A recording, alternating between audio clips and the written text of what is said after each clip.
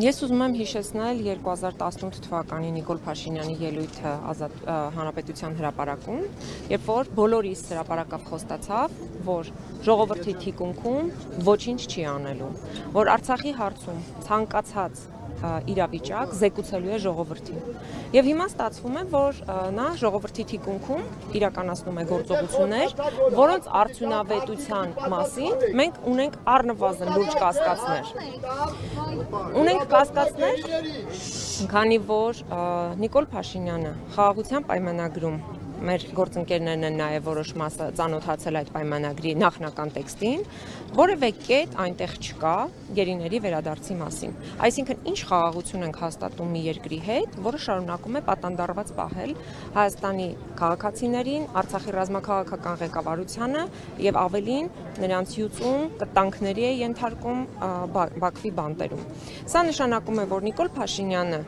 Իլհամ Ալիևի հետ գործում է սինխրոն ընդդեմ Արցախի հանրապետության։ Նշանակում է, որ մենք խնդիր ունենք գիտեմ, շարունակենք այս։ Ես ուզում եմ հուսամ, որ պապիկը կթողի մենք շարունակ։ Եթե կարելի է Ժորժան, եկելի գնացեք իրեք խոսեք, թողեք մենք հարցազրույց իրականացնենք։ Հարցը ձեզ էին տալիս։ Եվ ուզում եմ նաև հիշեցնել այսօր Արարատ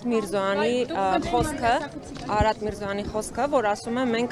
բոլոր կետերով գրեթե համաձայնության ենք եկել։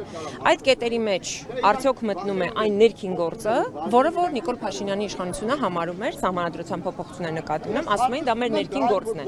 Այդ որ օրվանից դարձավ, որ մեր Հայաստանի Հանրապետության հիմնարար փաստաթուղթը սահմանադրությունը դարձել է Իլհամ Ալիևի հետ խոսակցության կամ Իլհամ Ալիևի հետ ընդհանրապես բանակցային առարկա։ Դա մեր սահմանադրությունն է եւ մենք պիտի որոշենք սահմանադրության հետ մեր անելիքները, իսկ հիմա նրանք խոսում են նոր սահմանադրության փոփոխության մասին Ալիևի պահանջով, ինչը անթույլատրելի է եւ ես կարծում եմ, որ ժողովուրդը ուղղակի պիտի մերժի։ Այդ գործընթացը եթե հանկարծ սկսվեց, մենք պիտի ուղղակի բոլորով կանգնենք եւ ասենք, որ մեր հիմնարար փաստաթղթի փոփոխություն թույլ չենք տալու։ Իսկ ինչ վերաբերում է խաղաղությանը, այսօր ասում է Արարատ Միրզոյանը ասում է 2024-ի ամենաառանցքային թեման եւ ամենաառանցքային իրադարձությունը դա սահմանազատումն է։ Բայց եթե այդ ամենակարևոր սահմանային իրավիճակն էր կամ ամենաառանցքային իրավիճակն էր մեր երկրում, բայց ինչու այդ գործընթացը չի շարունակվում, որովհետեւ Իլհամ Ալիևին այլևս պետք չեն սյուներ տեղադրել։ Այն ինչ որ պետք էր իրեն, մեր կարևորագույն դիրքերը, Նիկոլ Փաշինյանը զիջեց։ Եվ դրանից հետո հիմա արդեն ոչ մի գործողություն տեղի չի ունենում։ Բայց այդ առանցքային գործընթացը ինչու կանգ առավ։ Տեսեք, երեք երբ որ հայտնի դարձավ, ընդ որում Հայաստանի քաղաքացին այդ մասին իմացավ ադրբեջանական ԶԼՄ-ից հետո նոր Հայաստանի հերթական անգամ դախնազերծեց ու զրո արձագանք գոնե փողոցում։ Մենք տեսանք Facebook-յան գրառումներ, կործանվում ենք եւ այլն եւ այլն։ Ինչու է հասարակությունը եւ այդ թվում ընդդիմությունը այսքան իներտ այս ամբողջ տեղի ունեցող զարգացումներին։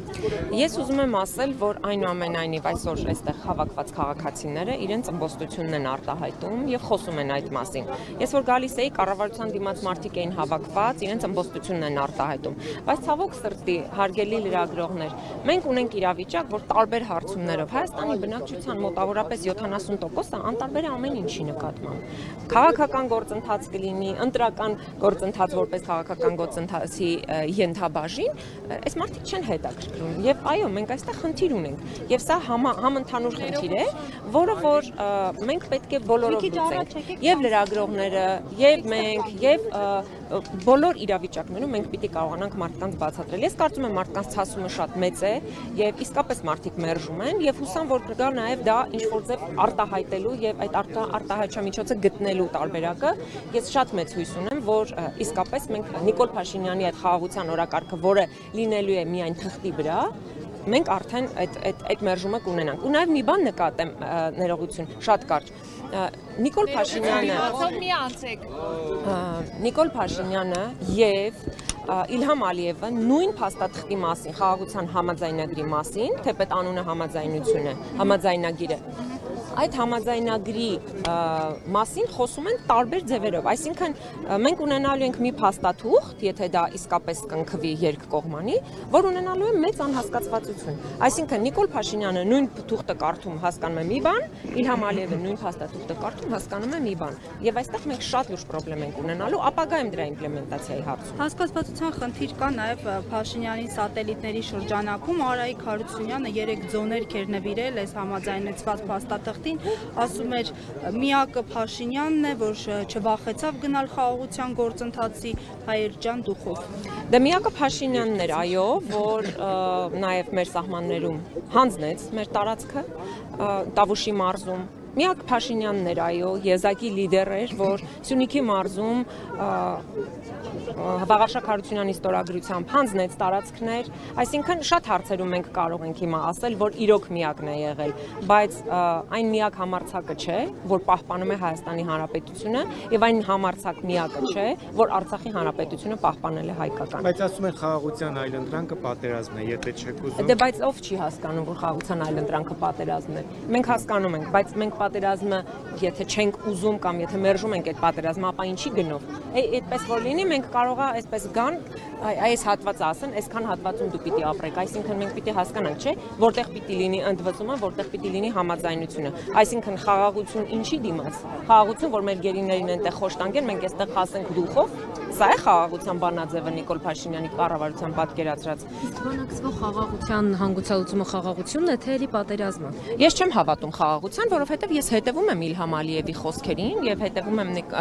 նրա հռետորաբանությանը, նրա խոսույթում ընդհանրապես խաղաղության մասին չկա։ Ինքը անդադ խոսում է, որ Հայաստանը ֆաշիստական պետություն է, Հայաստանը ագրեսոր է, Հայաստանը պիտի գոյություն չունենա տարածաշրջանում եւ այդ լիդերի հետ Նիկոլ Փաշինյանը գնում խաղաղության բանակցում եւ այդ նշված խոսույթից որևէ բան չի հանրայնացում, այսինքն Իլհամ Ալիևի ասած այդ ֆաշիստներին պատժելու պահանջը Նիկոլ Փաշինյանը ո՞նց է պատասխանել։